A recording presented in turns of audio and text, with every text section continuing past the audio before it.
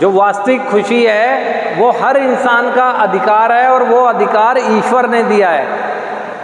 वो कर्मों से हासिल किया जाता है। अच्छे कर्म करेंगे हमें भी खुशी मिलेगी, दूसरों को भी मिलेगी।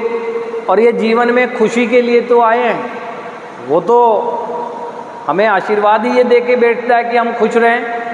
लेकिन ये तो हमारे हाथ में है ना कि अपने कर्मों को ऐसा करें कि हमें सेटिस्फैक्शन मिले और दूसरों की ज़िंदगी में भी कोई नुकसान ना हो।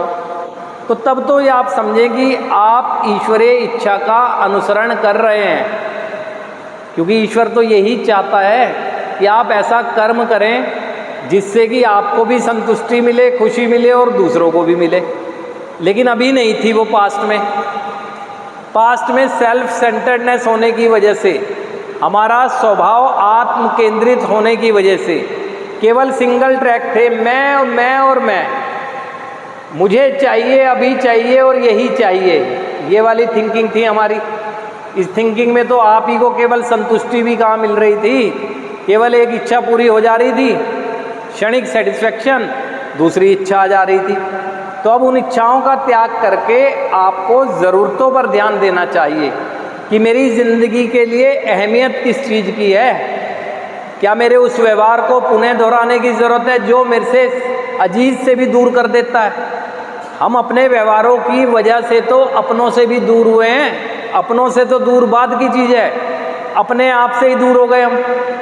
ना अपनी सोच का पता लग रहा है, ना अपने विचारों का पता लग रहा है, ना अपने व्यवहारों का, ना अपनी भावनाओं का। अपने से ही प्यार करना भूल गए। जो इंसान अपने से ही प्यार करना भूल गया वो दूसरों से कर कैसे सकता है। ये प्यार करना है कि अच्छे भली योग्यताओं को हम दबा कर बैठे हैं अपनी। स्वयं से प्यार करना ये नहीं होता कि अपनी योग्यताओं को ही दबा दें अपने किसी गलत व्यवहार की वजह से। ये हमारी सोच का परिणाम है। तो अब हम अगर सोच का सरेंडर कर चुके हैं तो हमें अब कहा जाता है ना कि हम एक ऐसे अपाहिज हो चुके हैं जिन्हें मार्गदर्शन रूपी बैसाखी चाहिए।